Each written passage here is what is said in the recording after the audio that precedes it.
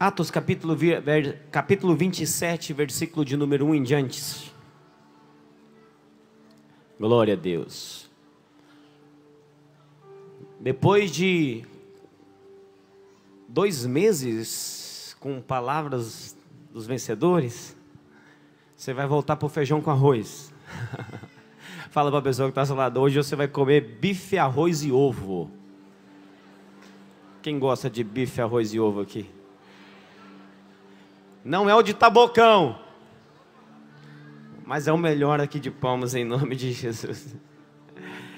Atos capítulo 27, eu vou ler aqui todo o capítulo 27 com você. Queria que você pegasse a sua Bíblia, prestasse atenção. Diz assim, quem achou diga amém. A palavra de Deus diz assim: quando foi decidido que navegássemos para a Itália, entraram Paulo e alguns e outros presos a um centurião chamado Júlio da corte imperial, embarcando num navio adramatino que estava de partida para costear a Ásia. Fizemos-nos o mar, indo conosco Aristarco, macedônio de Tessalônia. No dia seguinte chegamos a Sidom, e Júlio, tratando Paulo com humanidade, permitiu ir ver os amigos e obter assistência. Partindo dali, navegamos sobre a proteção de Chipre, por serem contrários os ventos, e tendo atravessado o mar, ao longo da Sicília e da Panfilha, chegamos a Mirra, na Lícia. Achando ali o centurião, um navio de Alexandria, que estava a partir para a Itália, nele nos fez embarcar. Navegando vagarosamente muitos dias, e tendo chegado com dificuldade de fronte de Cnido, não nos sendo permitido prosseguir por causa do vento contrário, navegamos sob a proteção de Creta, na altura de Salmona, costeando-na penosamente, chegamos a um lugar chamado Bons Portos, perto do qual estava a cidade de Laceia.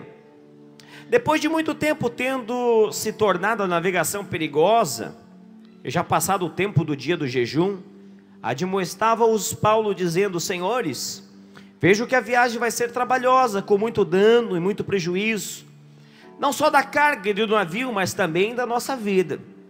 Mas o centurião dava mais crédito ao piloto e ao mestre do navio do que ao que Paulo dizia. Não sendo o porto próprio para invernar, a maioria deles era de opinião que partissem dali para ver se podiam chegar à Fenícia e aí passarem o inverno, visto ser um porto de Creta, ao qual olhava para o nordeste e para o sudeste. Soprando brandamente o vento do sul, e pensando eles ter alcançado o que desejavam, levantaram âncora e foram costeando mais de perto a ilha de Creta.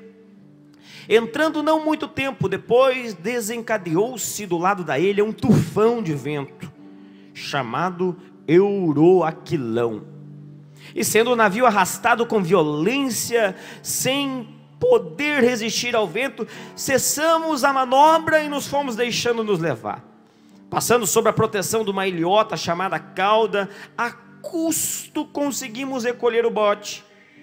E levantando este, usaram todos os meios para cingir o navio, e temendo que dessem na Sirte, arriaram os aparelhos e foram ao léu. Açoitados severamente pela tormenta, no dia seguinte, já aliviavam o navio, e ao terceiro dia, nós mesmos com as próprias mãos, lançamos ao mar a amarração do navio.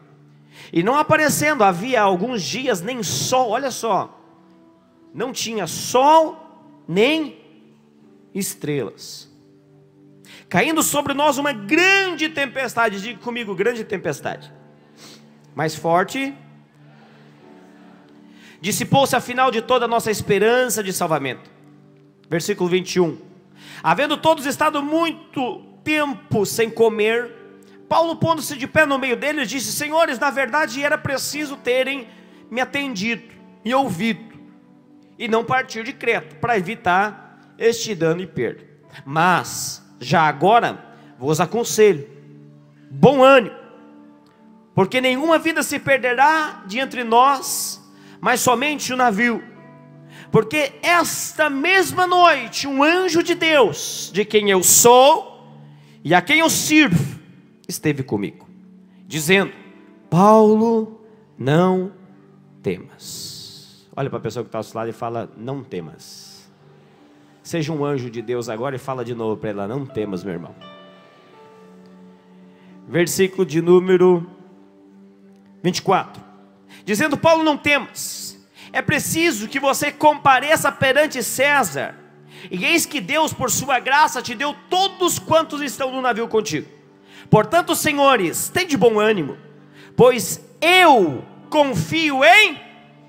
Você consegue dizer isso aí bem forte? 1, 2, 3 e eu? Mais forte. Mais forte. Agora só quem confia. Uau! Pois eu confio em Deus, que sucederá do modo que por me foi dito, porém é necessário que nós vamos dar numa ilha. Quando chegou a 14ª noite, sendo nós batidos de um lado para o outro no mar Adriático, por volta da meia-noite, pressentiram os marinheiros que se aproximavam de alguma terra. Lançando o prumo, acharam 20 braças. Passando mais adiante, tornaram a lançar o prumo, acharam 15 braças. E receosos que fossem atirados contra lugares rochosos, lançaram a popa 4 âncoras e oravam para que rompesse o dia. Procurando os marinheiros fugir do navio, e tendo arriado o bote no mar, e a pretexto de que estavam para largar âncoras à proa, disse Paulo ao centurião e aos soldados: se estes não permanecerem no navio a bordo, vós não podereis salvar-vos. Então os soldados cortaram os cabos do bote e deixaram afastar-se. E enquanto amanhecia, Paulo rogava, orava, falava a todos que se alimentassem, dizendo: hoje é o 14º dia em que esperando estáis sem comer e nada tendes provado. Eu vos rogo que comais alguma coisa, porque disso depende a vossa segurança, pois nenhum de vós perderá nem mesmo um fio de cabelo. Tendo dito isto, tomando o pão, o que você vai fazer hoje? Tomando o pão, deu graças a Deus na presença de todos. Depois de partir, começou a comer. Todos cobraram ânimo e se puseram também a comer. Estavam no navio 276 pessoas ao todo. Refeitos com a comida, aliviaram o navio, lançaram o trigo ao mar. E quando amanheceu, não reconheceram a terra, mas avistaram uma enseada onde havia uma praia. Então consultaram entre si se não podiam encalhar ali no navio. Levantando as âncoras, deixaram-o ir ao mar, largando também as amarras do leme, alcançaram a vela e a proa ao vento, e dirigiram-se para a praia. Dando porém no lugar onde as ondas correntes se encontravam, encalharam ali o navio, a proa encravou-se e ficou imóvel, mas a polpa se abriu pela violência do mar. O parecer dos soldados era que matasse todos os presos, para que nenhum deles nadando fugisse. Mas o centurião, querendo salvar a vida de Paulo, impediu-os de fazer e ordenou que soubessem nadar, fossem os primeiros a se lançar ao mar e alcançar a terra. Quanto aos demais, que se salvassem, uns em tábuas e outros em destroços do navio. E foi assim que todos foram salvos em terra. Verso 28, capítulo 28. Uma vez em terra, verificamos que a ilha se chamava Malta, e os bárbaros o tratavam com uma singular humanidade, porque acendendo uma fogueira, acolheram-nos todos por causa da chuva que caía e por causa do frio. Tendo Paulo ajuntado e atirado à fogueira um feixe de gravetos, uma víbora, uma cobra, fugindo do calor, prendeu-se na sua mão. Quando os bárbaros viram a víbora prendida na mão dele, disseram uns aos outros: certamente esse homem é um assassino, porque salvo do mar a justiça de Deus não deixa viver. Porém ele sacudindo, fala comigo, sacudindo. Pois ele sacudindo o réptil no fogo, não sofreu mal nenhum. Mas eles esperavam que ele viesse a inchar e cair morto. E de repente, mas depois de muito esperar, vendo que nenhum mal lhe sucedia, mudaram eles de parecer e disseram ser ele um Deus. Uau! Perto daquele lugar havia um sítio pertencente ao homem principal da ilha, chamada Públio, o qual nos recebeu e hospedou benignamente por 3 dias. Aconteceu que achava-se enfermo e disenteria e ardendo em febre o pai do Públio. E Paulo então foi visitá-lo, e orando impôs as mãos sobre ele e o curou. À vista deste acontecimento, os demais enfermos da ilha vieram e foram curados, os quais nos distinguiram com muitas honrarias. Tendo nós de prosseguir a viagem, nos puseram a bordo tudo o que era necessário. E para encerrar, versículo de número 30, que seria aí os últimos versículos do livro de Atos. Por 2 anos permaneceu Paulo na sua própria casa, lá em Roma, que alugara, onde recebia todos que procuravam por ele, pregando o reino de Deus, e com toda a intrepidez, sem impedimento nenhum, ensinava as coisas referentes ao Senhor. Olha para cá. Queria falar para você hoje aquilo que Deus tem falado comigo. Eu gosto muito de pregar experiência própria e também pregar aquilo que eu vejo, que eu percebo na vida das pessoas que costumam conversar comigo, aconselhar comigo. Então, essa palavra Deus me deu umas 2 ou 3 semanas atrás. E é tão interessante porque quando Deus alinha as coisas, o pastor Aloysio falou sobre ela, o pastor Naor falou sobre esse texto também. Estava sentado aqui, o Rogério ainda me cutucando: rapaz, essa palavra está te perseguindo. Mas é por quê? Porque Deus vai alinhando as coisas. E eu queria falar com você nessa noite. Talvez você estava esperando que eu viesse falar aqui nessa noite sobre a Páscoa. Pastor vai aproveitar o domingo do dia de Páscoa para falar sobre a Páscoa. Não. O tema dessa mensagem é vencendo sobre as circunstâncias. Diga comigo: vencendo sobre as circunstâncias. E é tão interessante porque se você for ver, o pastor Aloysio falou sobre isso. Se você for estudar esses capítulos 25 até o 28, que é o último capítulo de Atos, que é o capítulo 28, você vê que aqui o livro de Atos ele não tem um final. Você vê que ele termina com Paulo sentado numa cadeira, pregando e ensinando e recebendo as pessoas na sua própria casa. Não sei se você sabe, mas a casa de Paulo ainda existe. Se você for em Roma, você vai ter a oportunidade de conhecer essa casa. Muitas pessoas, quando viajam, fazem viagem para Israel, ou eles passam em Roma e eles vão conhecer a casa onde Paulo morava. Uau, eu teria interesse demais, desejo demais de conhecer essa casa. E a Bíblia fala que no final de tudo, Paulo estava sentado na sua cadeira, na sua casa. Mas antes dele chegar no propósito de Deus, no se assentar, no descansar, ele passou por algumas circunstâncias. Se você for ver a vida de Paulo, a Bíblia fala que ele ficou 2 anos preso em Cesareia. Diga comigo: Cesareia. Diga mais forte: Cesareia. Eu vi uma ilustração, vê se eu faço essa ilustração. Vou te apresentar a Cesareia aqui. Diga: oi, Cesareia. Que está Cesareia. A Bíblia fala que Paulo ficou durante 2 anos em... Aonde, irmãos? 2 anos em Cesareia. E é tão interessante porque a Bíblia fala que ele ficou 2 anos em Cesareia, preso sem motivo. Já imaginou você ser preso sem motivo? Como você se sentiria se você fosse preso sem motivo? Pá! Deu um tiro ali na rua, o cara caiu morto. Você estava perto, a testemunha olha e fala: foi ele. A polícia vem: foi quem? Foi quem? Foi? É ele. Não tem nada a ver com isso. Não, você vai ser preso agora, a testemunha falou que foi você, e você vai preso. Só um exemplo. A Bíblia fala que ele ficou durante 2 anos preso em Cesareia. Sabe o que significa Cesareia? A palavra Cesareia, eu tive curiosidade de procurar o que significava.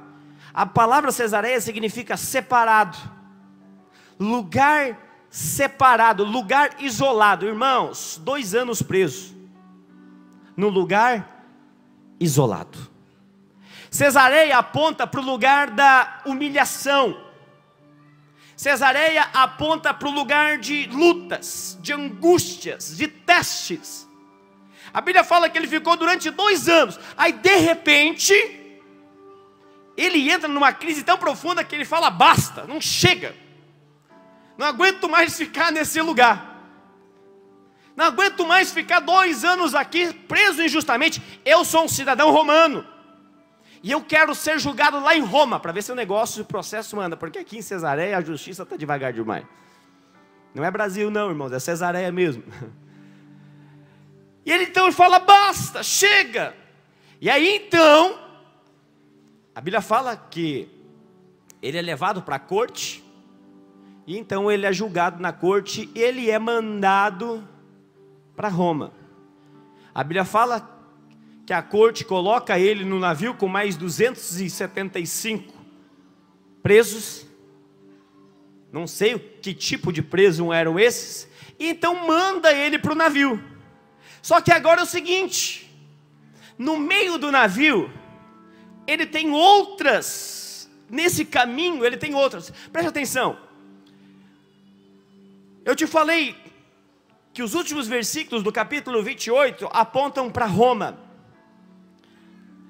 Roma, aqui na história, aponta para lugar de descanso, para a consumação do projeto de Deus, do propósito de Deus.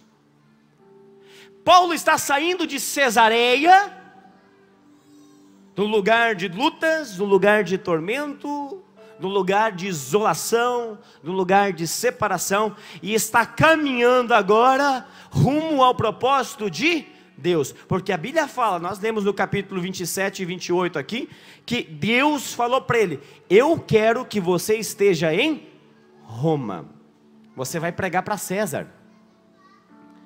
E no finalzinho do capítulo 28 você vê que ele chega em Roma, ele se assenta na sua casa, e ele vai então levar o seu ministério adiante. A Bíblia fala que as pessoas vinham para ouvi-lo.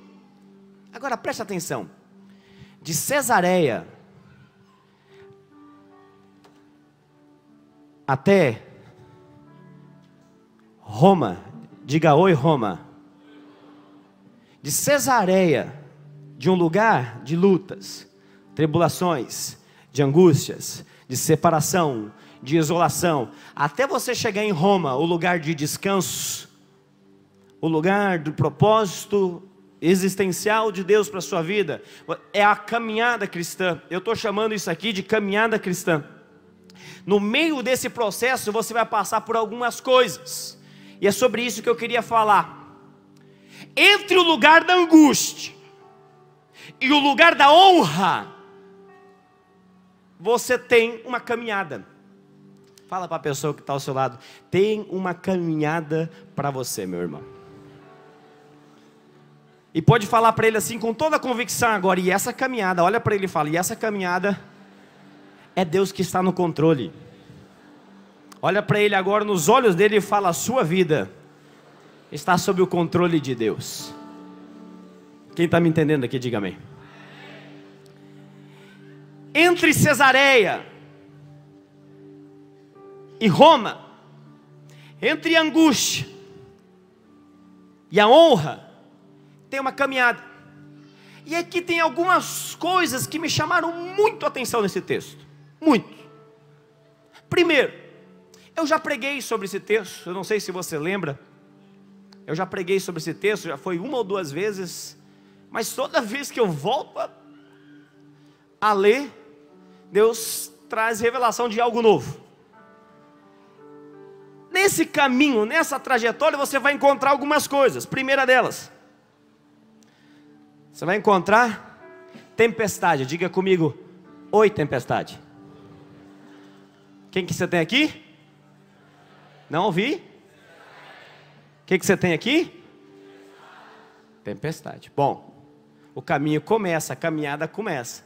No meio da caminhada você vai passar pela... Uau! A Bíblia diz que ele dá um basta em Cesareia.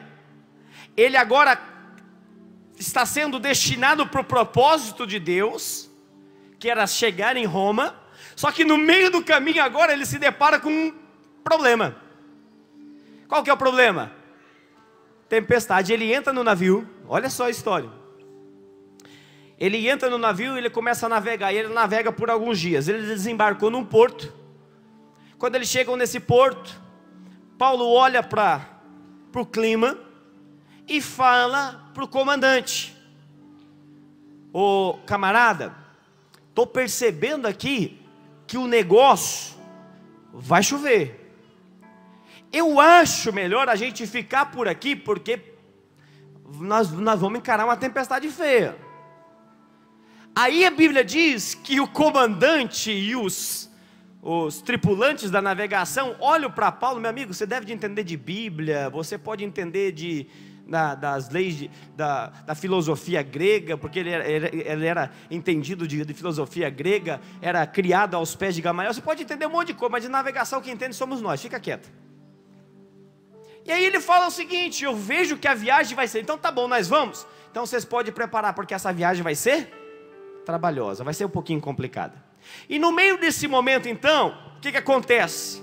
Vem uma tempestade. O que é tempestade? Presta atenção. As tempestades, no meio dessa trajetória, são as lutas que todo mundo enfrenta. Quem é vivo aqui? Só quem é vivo. Se você é vivo, você enfrenta luta. Enfrenta ou não enfrenta? Tem alguém aqui que nunca enfrentou uma luta na vida? A baixinha lá levantou a mão.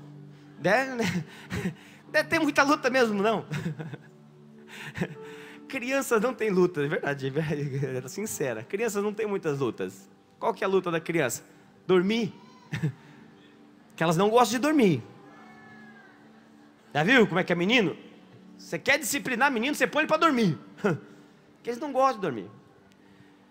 Mas todo mundo que é vivo, ele passa por quê? Por lutas, por tempestades. E deixa eu te falar uma coisa. Tem algumas coisas que a tempestade ou as lutas normais da vida nos mostram. Eu coloquei algumas delas aqui. Primeira delas, toda tempestade, ela geralmente vem e ela atrasa os planos que você tem.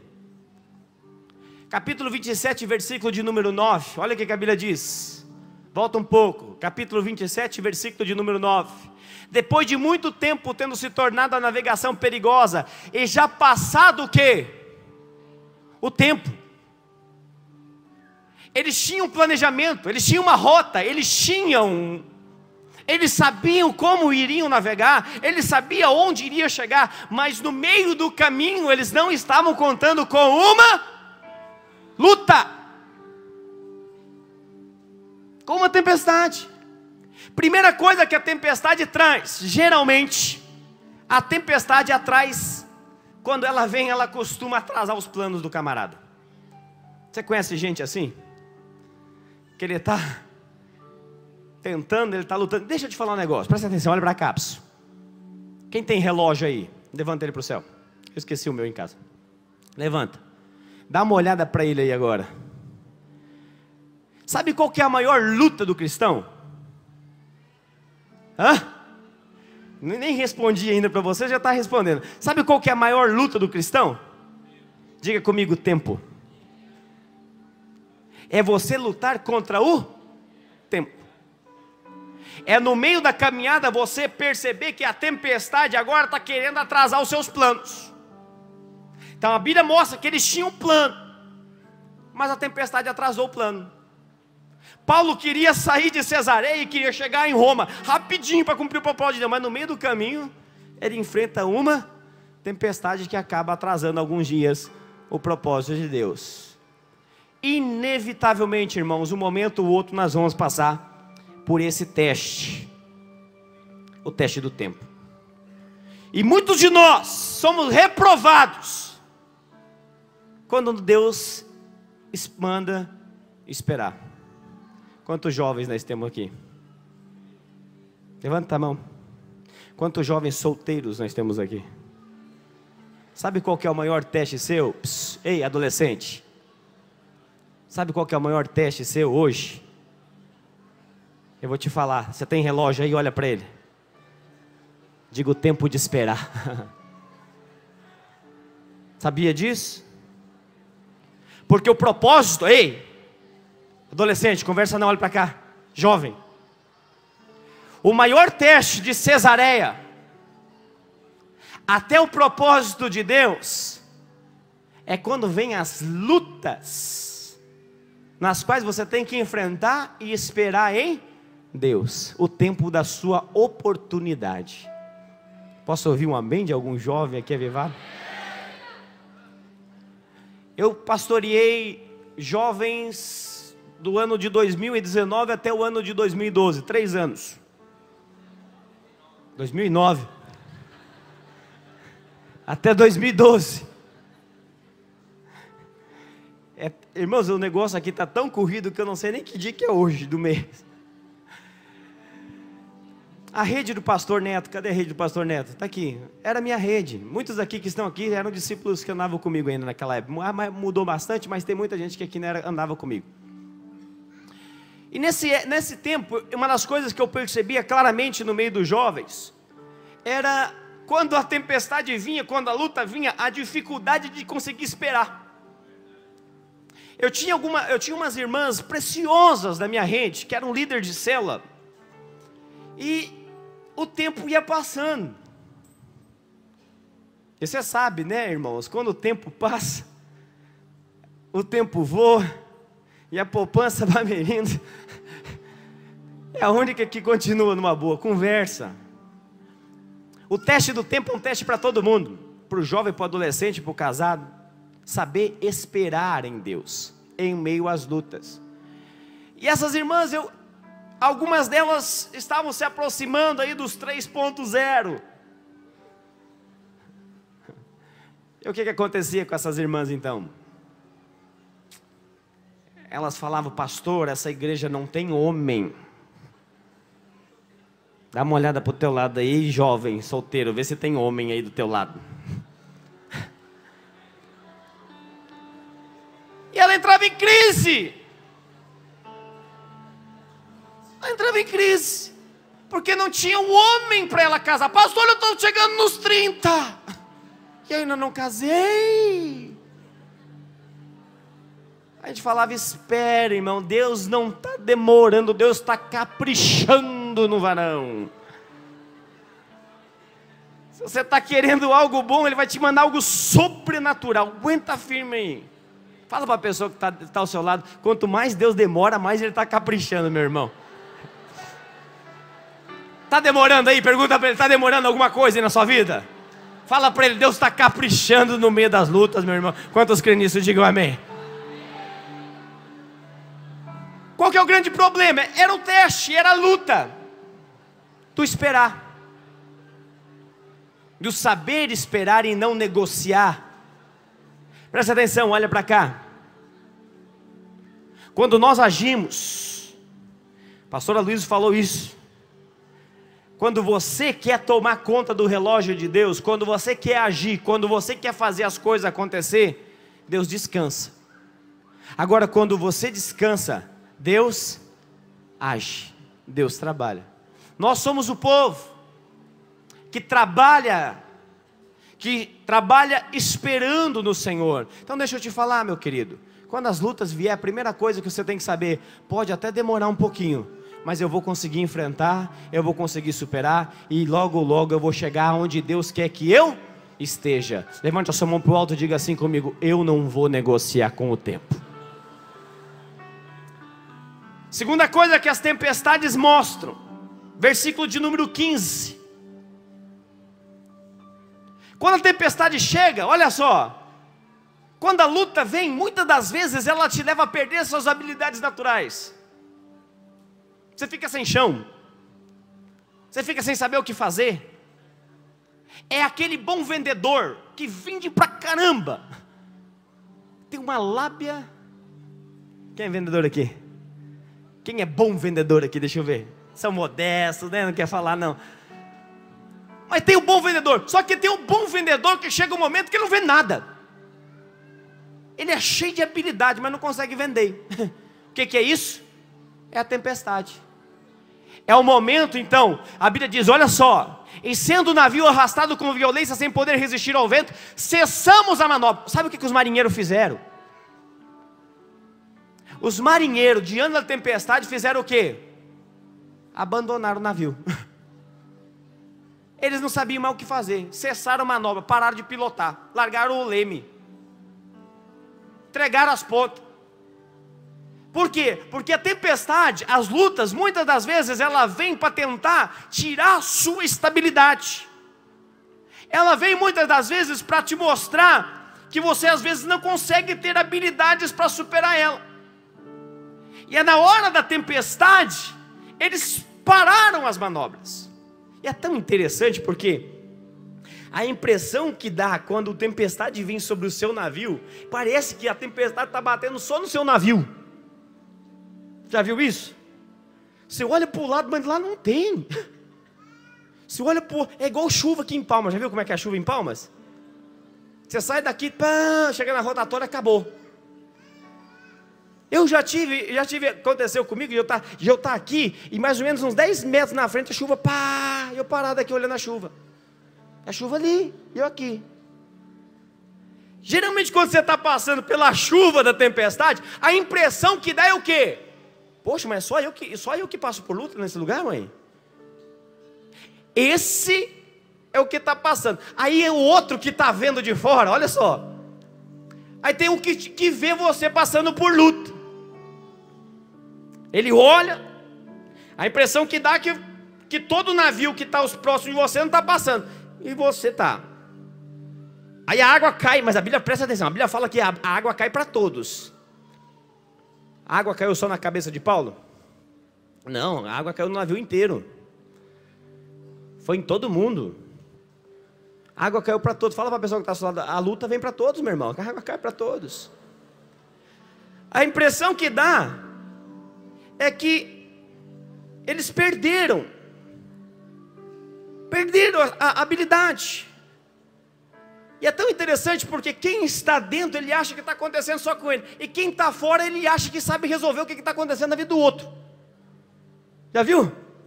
Ele fala, ei rapaz, eu tenho um negócio. Olha, se eu fosse você, eu faria desse jeito. É porque você não está no barco, meu querido.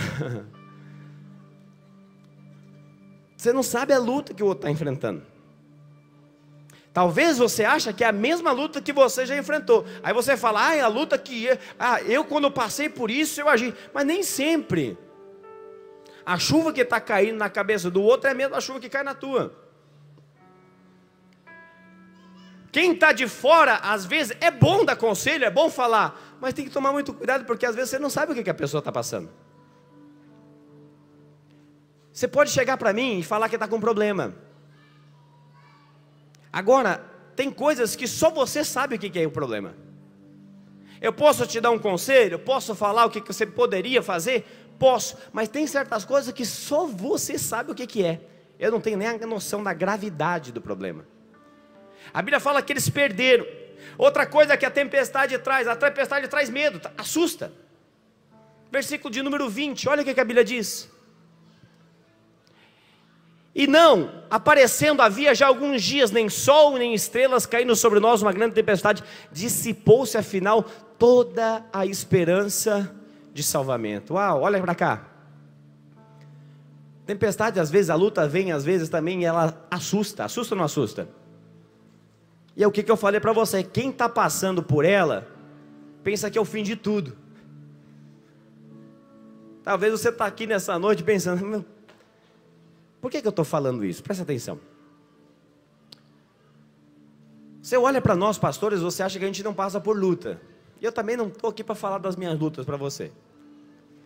Mas por que eu estou querendo compartilhar isso? É porque Deus falou comigo que no momento da luta tem uma maneira de você passar por ela. No momento da dificuldade, no meio da tempestade, tem um jeito de você passar por ele. E quem está passando por ela, geralmente ele pensa que é o fim. Acabou. Não tem jeito. Meu ministério foi embora. O casamento foi embora. Meus filhos foram embora. Minha empresa foi embora. Vou quebrar. Está acontecendo. É a luta, é a tempestade. Só que deixa eu te falar uma coisa. Quem está passando por ela, ele às vezes fica assustado. Não deveria. Mas é normal você ficar assustado. Porque os discípulos ficaram assustados. E olha que os discípulos estavam com Jesus em carne no barco. E mesmo com Jesus em carne dormindo no barco, eles ficaram com medo ou não ficaram? Morrer de medo. Eu creio que eles choravam. Vai morrer! Igual meu menino hoje, tadinho dele. Estava preparando a palavra. O dia inteiro, a semana inteira na conferência. Hoje eu fui meditar na palavra. Terminar de preparar minha palavra. Que Deus tinha me dado. Estou eu preparando minha palavra lá. Tá trancado no quarto. Que eu tranco o quarto porque meus meninos não quietam. Tem uma pequenininha lá que eu o tempo inteiro. Pai. Estou eu preparando no quarto. De repente eu escuto os berros do mais velho. Por isso que é importante você orar alto. Eu estou percebendo um negócio desse. Quanto mais alto você ora, mais você chama a atenção do pai. Você chorava lá, estava de boa. Mas do jeito que ele gritou lá na hora, irmão, eu estava com fone de ouvido, ouvindo palavra. Joga o computador. Meu Deus, o que foi? Eu chego lá, o menino está lavado de sangue. Minha mulher lavou a área, deixou molhada. Eles queriam brincar com água. Deixa eles brincar com água. E numa dessa mais pequenininha, passou o pé de rodo mais velho, pá! De queixo. Abriu o queixo de... Aí eu falei, agora complicou, o quê? Eu socorro um menino, ou socorro umas 800 pessoas que vai querer me ouvir hoje de noite. Eu digo, amor, leva ele para a UPA que eu vou terminar minha palavra. Chegou na UPA lá, tiveram que amarrar o bichinho para dar ponta. E ele gritava, eu vou morrer! Socorro! Cadê o Diego? O Diego estava lá segurando ele, né? Foi, Diego. Liguei pro Diego, Diego, vai lá, por favor, segura meu menino lá para os médicos da ponta. E o Diego me falou agora há pouco, ele gritava, eu vou morrer! É a tempestade na vida do crente, irmão. É a luta. Tem muito crente que ele fica desse jeito, eu vou morrer! Acabou, é o meu fim. Fala para a pessoa que está ao seu lado, não acabou nada não, meu irmão. Fala, o caminho só está começando. Fala para ele, só está começando. É só uma lutinha natural da vida. Ah, pastor, você não sabe. É luta, irmão. Tempestade não vem para afundar navio. Tempestade vem para te fortalecer, para você chegar em Roma forte. Diga aleluia. Tempestade vem para levar você a aprender a depender de Deus. A luta vem para te levar a aprender de Deus. Versículo 31, olha o que a Bíblia diz. E disse Paulo ao centurião, aos soldados: se estes não permanecer a bordo, vós não poderei. Ou seja, se eles não ficar no meio da tempestade aqui, ó, vai todo mundo morrer. Ou seja, permanece comigo aqui nesse negócio, ou vai morrer todo mundo. Tempestade não veio para matar. Se fosse para matar, tinha matado. Tinha ou não tinha? Deus queria matar todo mundo? Não. Deus queria ensinar. Verso 32. Ele diz assim: então os soldados cortaram os cabos do bote e deixaram afastar. Presta atenção. Não existe plano B. Não existe plano B. A única saída no meio da luta é um plano, é o plano A. Não tem plano B. No meio da luta só existe o plano A. Sabe qual que é o plano A? Eu vou te contar agora. Confiar em Deus. Confiar. Não tem plano B. O que eu vou fazer? Não sei. O camarada lá, a vida inteira navegando, largou a mão do leme. Perdeu, não sabia o que fazer. Os discípulos no barco, pescador antigo, acostumado a enfrentar, não sabia o que fazer. Então qual que é o plano? Confiar em Deus. Está passando por luta, o que você tem que fazer? Confia em Deus. Não tem plano B. Fala para a pessoa que está falando, não tem plano B, meu irmão, tem que confiar. Eu gosto da história de Hernán Cortés. Eu achava que essa história era de Napoleão Bonaparte, mas na verdade é de Hernán Cortés. Eu estava pesquisando. Em 1519, um conquistador chamado Hernán Cortés, ele vem da Espanha juntamente com 11 navios de guerra, 700 pessoas a bordo, canhões, armas, alguns cavalos, e eles vêm então para conquistar o México, que era a província onde eles estavam, era habitada por índios astecas. Preste atenção nisso. E Hernán Cortés então ele desce com a sua tribulação na ilha não, na praia, para avistar a terra, para conquistar a terra. Isso aqui é história, não estou inventando não. E ele então olha para os astecas, a história diz que ele consegue ter uma noção de mais ou menos 700 mil índios. Ele faz o cálculo rapidinho, irmão. Não é muito complicado não, 770 mil, não, vamos morrer todo mundo. Tem como chegar, não tem como conquistar isso aqui, vamos voltar para o barco. Aí ele percebe então que os soldados dele estão fazendo motim, para pegar o beco no outro dia seguinte. O que acontece? De madrugada ele chama 2 dos seus melhores generais, e sai tocando fogo em todos os seus barcos. Quando o povo acorda, o soldado dele acorda de manhã, que pensa, vamos fugir. O que eles veem na frente deles? Barco pegando fogo.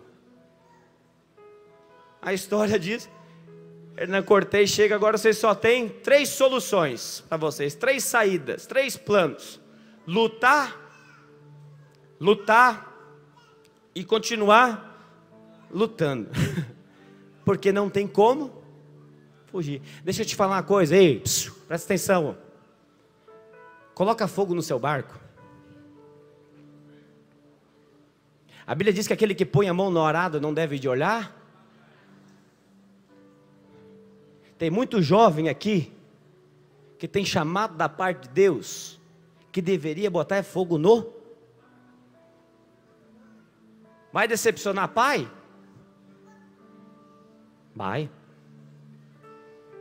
Vai ser taxado? Vai. Mas o que deveria de fazer?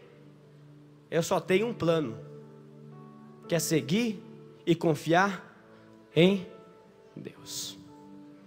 Fala para a pessoa que está ao seu lado, coloca fogo no seu barco, meu irmão. Sabe o que é colocar fogo no barco? Casado. É você olhar para sua esposa no meio da tempestade, olhar para o seu marido no meio da luta, e quando o diabo vir falar para você, separa, você olhar para o diabo e falar o quê? Só tem um plano aqui agora, não tem plano B. O plano é confiar, porque eu já toquei fogo no. Quem está me entendendo aqui? Aguenta as pontas, meu irmão. Roma está bem ali, mas agora é lugar de luta. Quem tem luta no casamento aqui? Só eu? Os mentirosos também, levanta a mão, vai. Tem luta ou não tem? Tem. O que você tem que fazer? Coloca fogo no barco.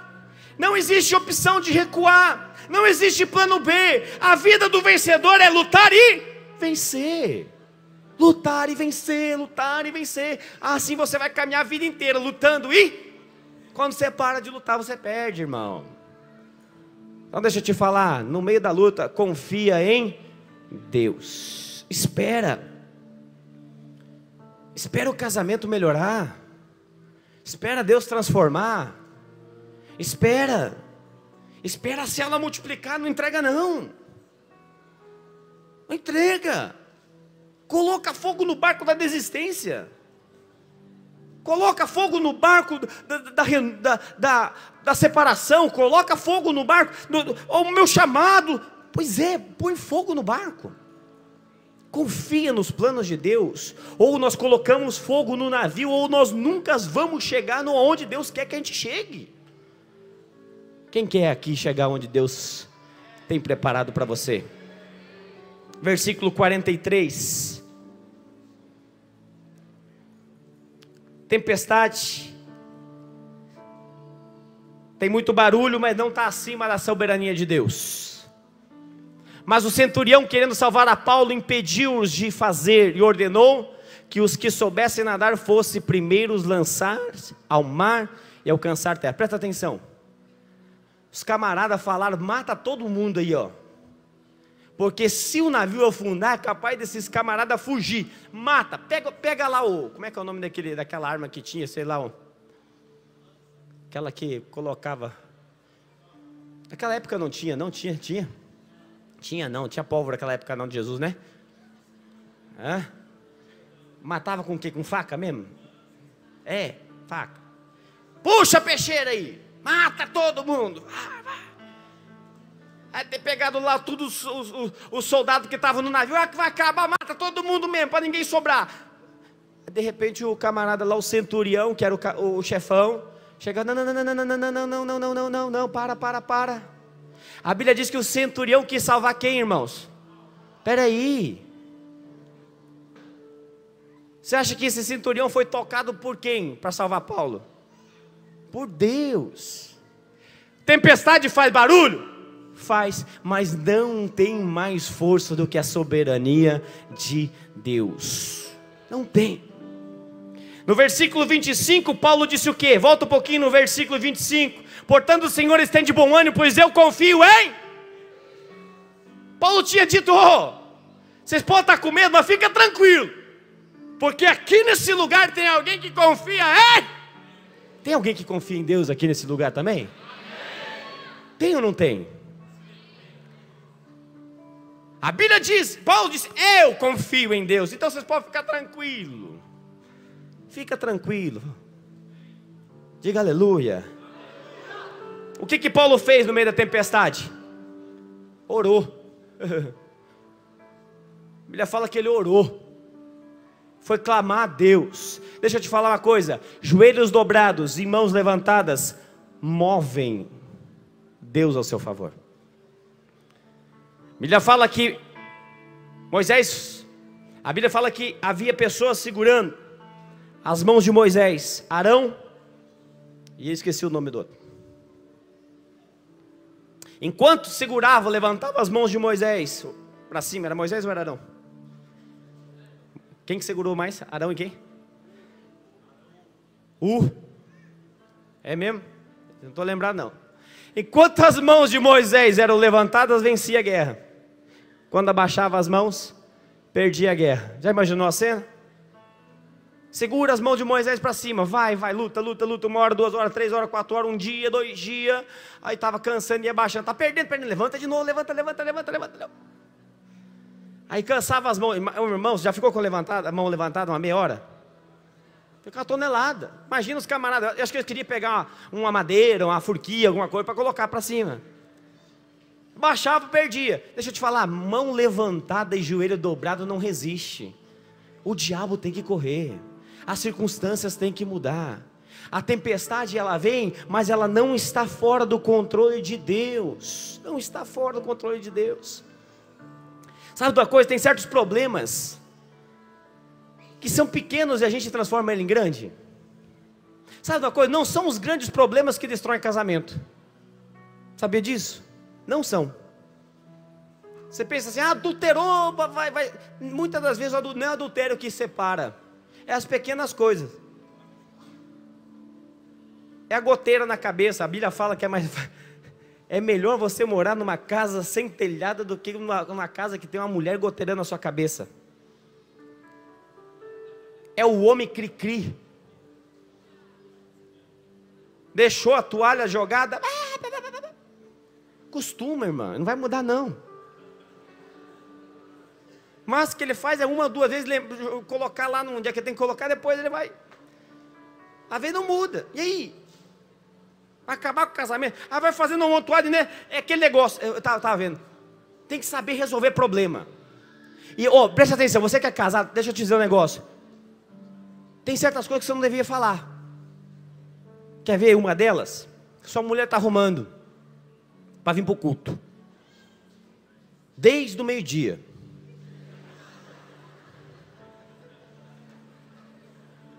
Deu 5:30. Aí você olha para ela e pergunta, você já está pronto.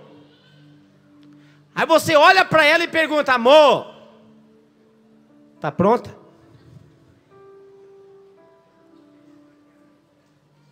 Ela olha para você. Ela só falta dizer, o seu burro, tu é cego. Tu é cego. Eu estou desde o meu dia procurando qual vestido que eu vou usar. E aí a casa cai. Aí ela vai, não, mas eu só queria saber se você está pronta. Está vendo que eu não estou pronta? Aí ela vai falar o seguinte. Não, ela em casa não é assim não, viu? É na sua. Pode ir, que eu não vou mais. Meu irmão, era só uma perguntinha. Era só uma perguntinha. Está pronta. Então, saiba resolver as coisas. Saiba resolver as coisas. Um dos maiores problemas é a falta de sabedoria para solucionar problema, irmão. Deixa eu te falar. Passou pelas lutas. O que nós temos aqui? Aqui? Agora aqui, você vai encontrar uma coisa chamada cobra, víbora. Presta atenção. Eu vou correr. Presta atenção. Cesareia, lugar de humilhação, lugar de teste, de isolamento. Roma, lugar de descanso, lugar de desfrute e cumprimento do propósito de Deus. No meio do caminho, solução. Pega o barco, vai para o propósito. Só que no meio do caminho ele tem luta. Luta, tempestade. Aí o seguinte, acabou a tempestade. Maravilha, hein? Quando você sai da luta, quando acaba a luta, quando está tudo bem, aí você fala, pela estrada fora, eu vou acompanhado. Não é sozinho não. Aí você vai passar agora, a Bíblia diz que o barco afunda, que todo mundo se salva, agarrado em toco, pedaço de madeira, sei lá como é que foi todo mundo parar na praia. Aí o seguinte, capítulo 28, eles param numa ilha chamada Malta. Quando eles descem na ilha, a Bíblia fala que os bárbaros, os índios daquela ilha, vêm e começam, então, meu Deus, o que é esse povo que está chegando, nadando, o outro no pau, isso ajuda, puxa, tá. 276, num frio de lascar.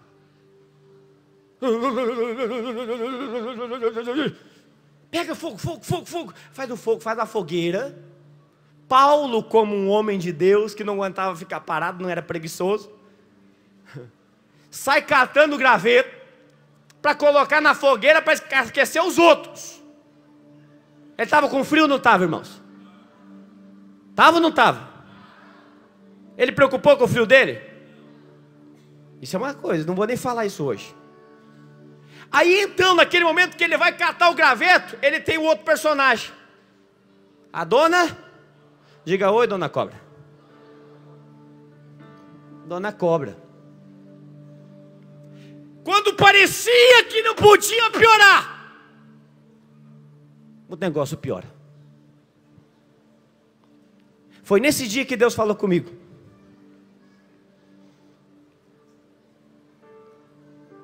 Quando as circunstâncias já estão difíceis, quando você olha e diz assim: meu Deus, que luta! Aí vem a cobra e morde. Deixa eu te falar uma coisa. A cobra, a tempestade está sob o controle de Deus. É Deus quem controla ela. Tem propósito. A cobra mostra os ataques do diabo na sua vida. É quando a víbora morde. A Bíblia fala que é quando a cobra mordeu. Os bárbaros da ilha que já conheciam a cobra, já tinha várias experiências de gente que tinha morrido com a cobra. Ah, meu avô morreu quando aquela cobra mordeu. Meu irmão morreu. Um monte de gente já tinha morrido. A Bíblia fala que quando morreu, a primeira coisa, o povo já começou a condenar Paulo. Olha, esse cara aqui é assassino, é pecador, é miserável. Porque o bicho é azarado. O cara está 2 anos preso. Pega um navio, o navio afunda, vem parar na praia. 276 pessoas para a cobra morder. Vai morder quem, irmãos? O servo. O homem de Deus. A Bíblia fala então que Paulo, a cobra morde. O que é essa cobra? São os testes do diabo. É quando o inimigo vem às vezes para te assolar. E deixa eu te falar, as tempestades são controladas pelo Senhor. A cobra, ela vem para te atormentar. E o diabo só começa a atacar quem passa por tempestade.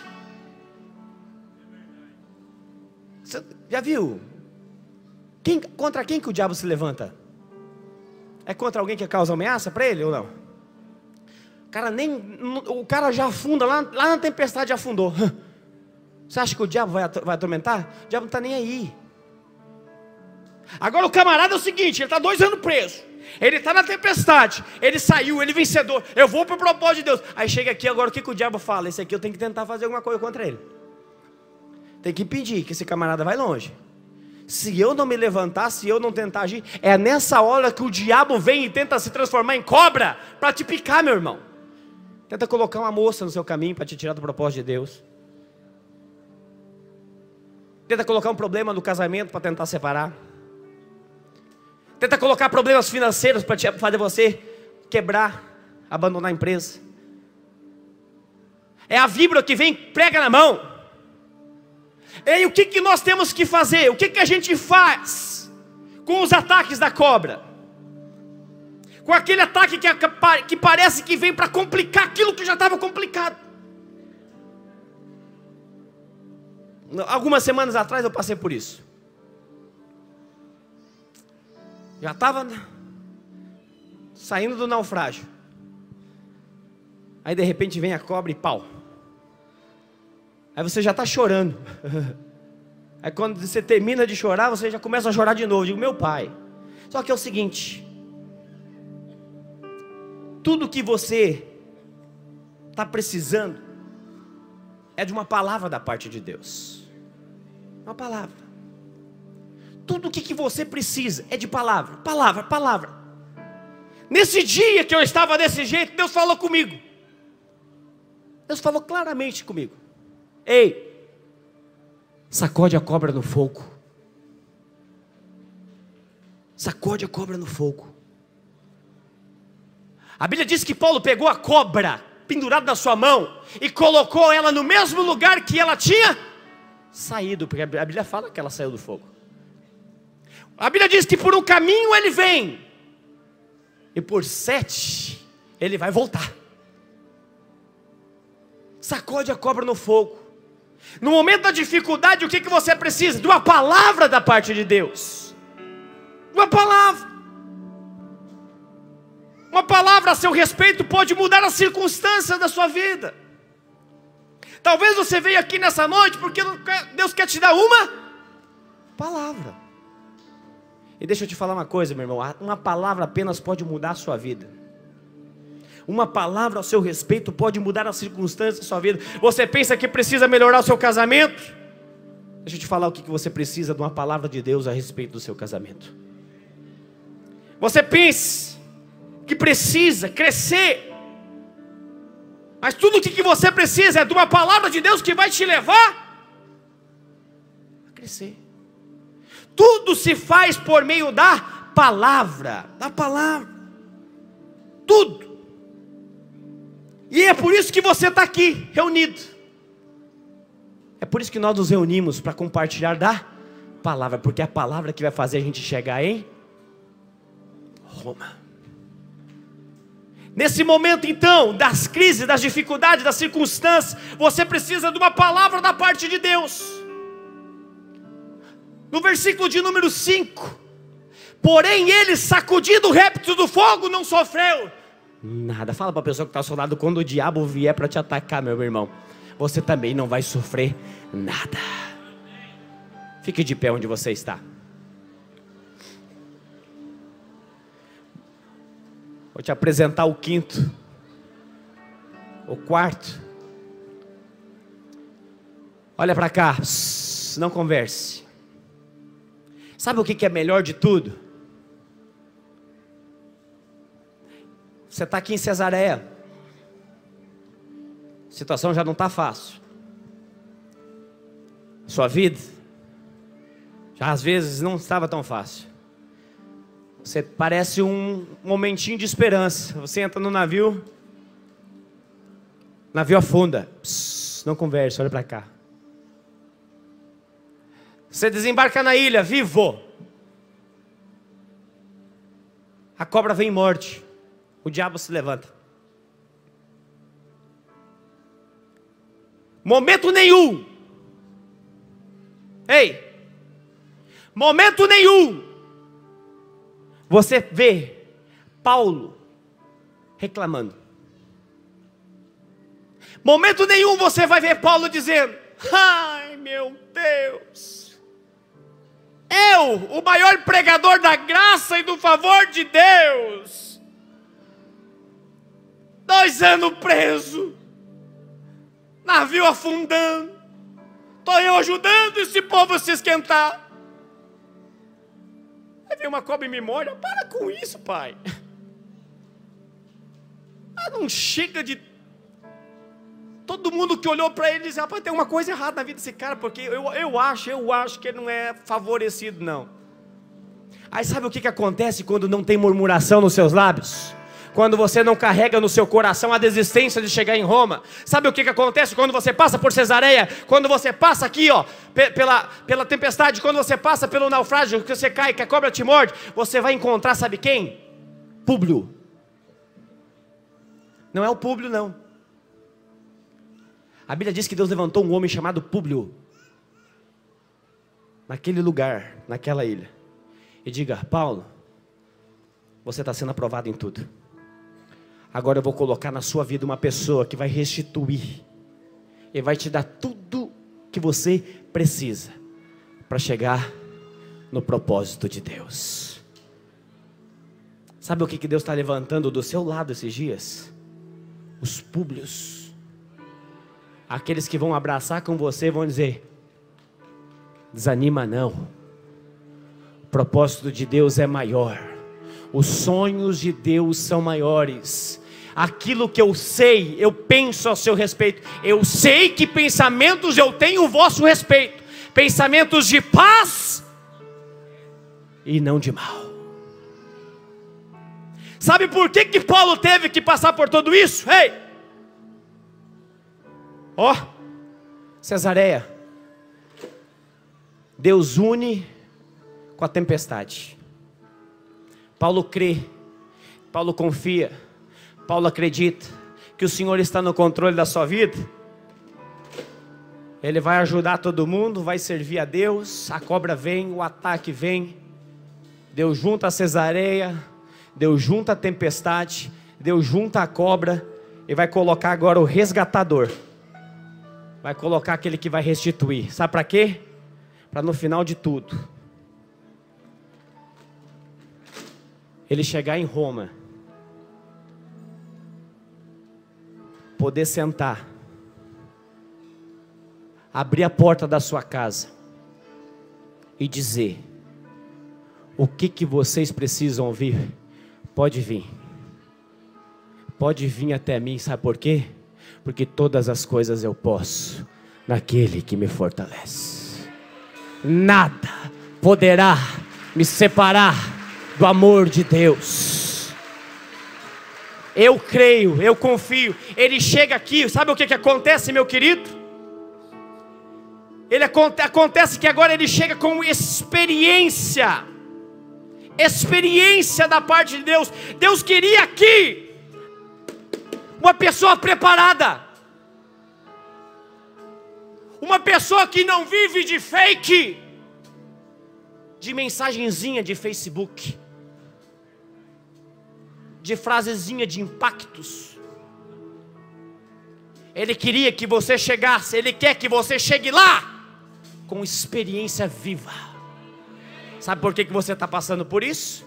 Porque Deus está forjando o teu caráter para você poder chegar no propósito de dizer: eu sei que pensamentos o Senhor tem a meu respeito.